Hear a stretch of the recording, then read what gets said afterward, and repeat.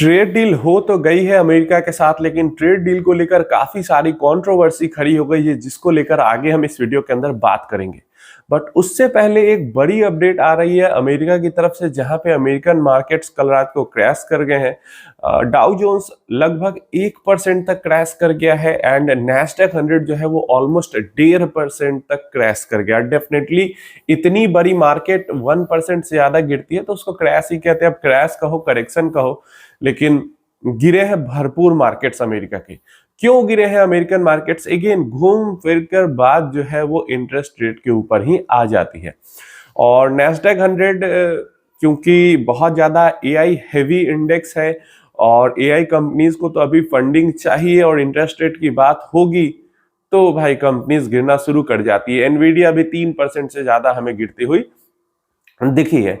तो यहाँ पे जैसे फेड है तो उसके कई सारे मेंबर्स हैं, तो उन्हीं में से एक मेंबर ने कह दिया, स्टेटमेंट ऐसा आया कि जो इंटरेस्ट रेट है वो अभी लंबे समय तक कम नहीं होगा, लंबे समय तक इंटरेस्ट रेट कम नहीं होगा।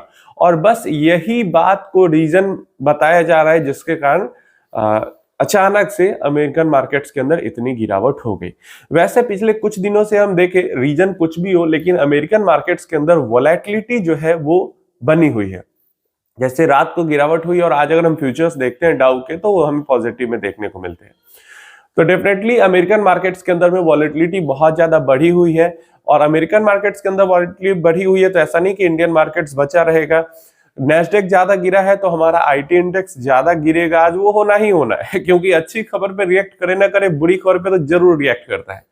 और क्योंकि डाउ जोन्स भी ऑलमोस्ट 1%, तो हमारे मार्केट की शुरुआत जो है वो निगेटिव में हो सकती है। और जो हमारा गिफ्ट निफ्टी है वो भी शोकेस कर ही रहा है कि लगभग हो सकता है आधा % तक नीचे हम जाए।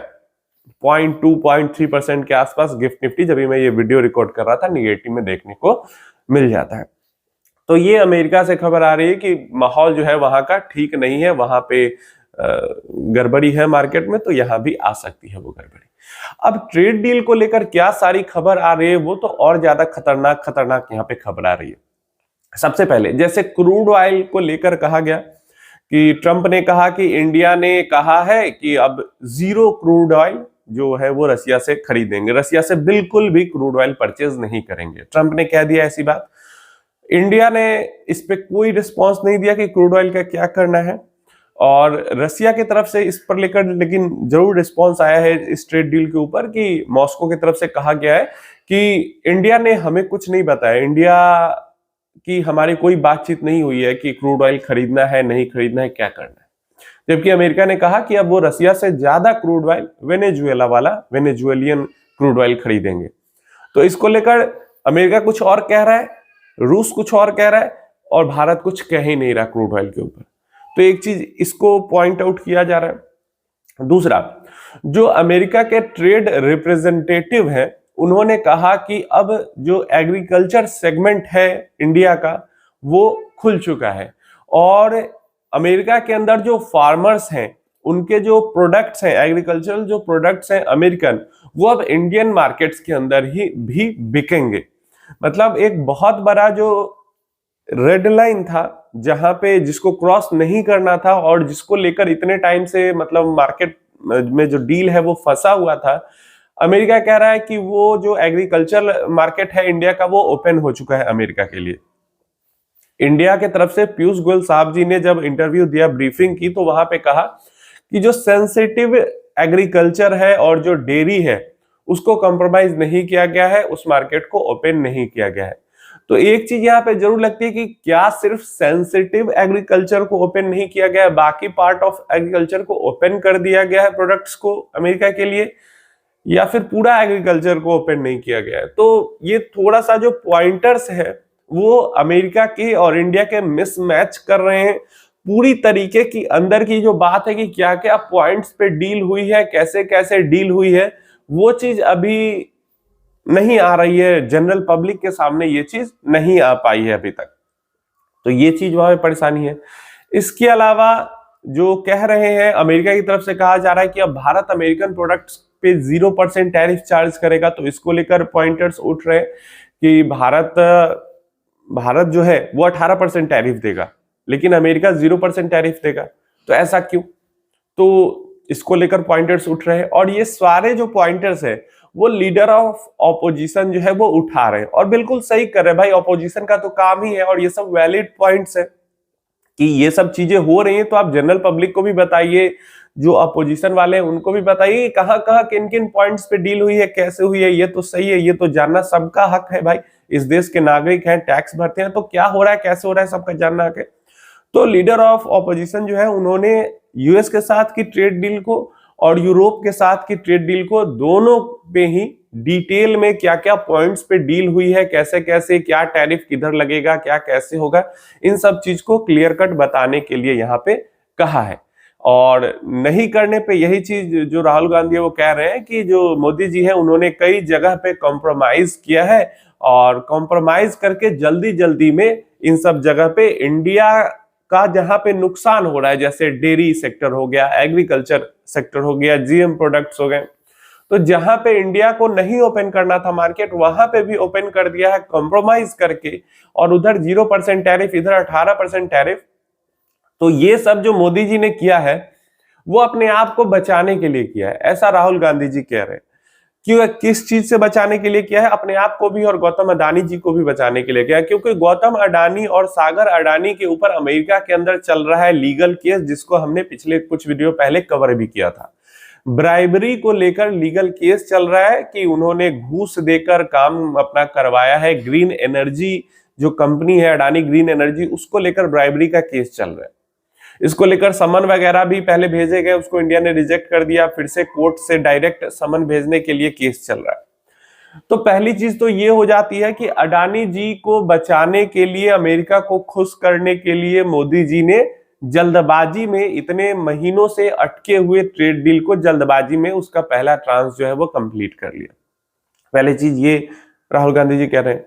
और दूसरा ये कह रहे हैं कि एप्स्टन फाइल्स के अंदर मोदी जी का नाम आ गया है और इस कारण से इन चीजों को दबाने के लिए मोदी जी ने ट्रेड डील कर ली है जल्दबाजी में। अब एप्स्टन फाइल्स के अंदर नाम आया है सच में? तो हाँ, नाम आया है।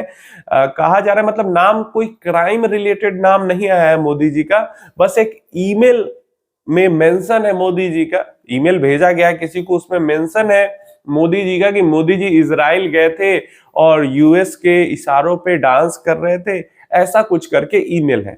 और इसका जवाब जो है हमारी मिनिस्ट्री ने ऑफिशियली इसका रिस्पॉन्स भी दिया कि मोदी जी जो इजराइल गए थे वो कुछ अमेरिका के इशारों पे डांस करने नहीं गए थे, वो ऑफिशियल विजिट था जो जुलाई 2017 में था। तो इस चीज को, और इसके अलावा जो वीडियोस वगैरह एआई जनरेटेड कई सारे वीडियोस सर्कुलेट किए जा रहे हैं सोशल मीडिया पे, वो सब फेक वीडियो, ये सब भी ऑफिशियल हमारी मिनिस्ट्री की तरफ से इसको क्लैरिफिकेशन दिया गया, क्लैरिफाई कर दिया गया। तो ट्रेड डील को लेकर ये सारी चीजें जो है, ये सारे जो पॉइंटर्स है वो उठाए जा रहे हैं। डेफिनेटली अभी अभी डील हुई है, जैसे जैसे ये पॉइंटर्स उठेंगे मुझे बहुत ज्यादा उम्मीद है कि सरकार इसको धीरे धीरे करके क्लियर करते चलेगी। तो ट्रेड डील को लेकर भी दो पक्ष यहाँ पे बढ़ चुके हैं।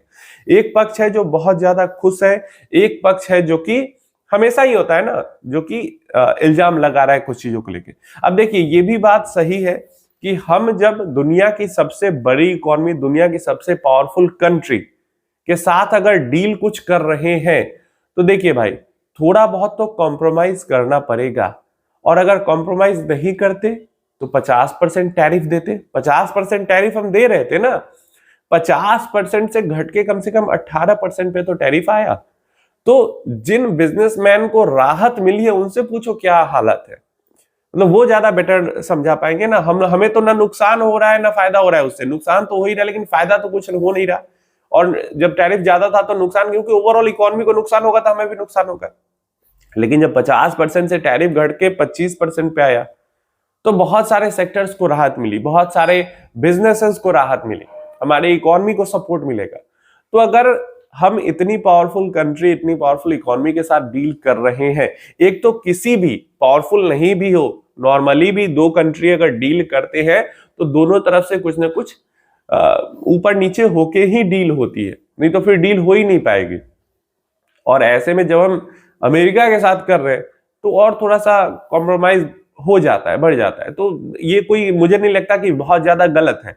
हाँ, ये है कि बहुत ज्यादा कॉम्प्रोमाइज नहीं करना है कि हमारा बहुत ज्यादा नुकसान हो जाए, ऐसा नहीं करना है।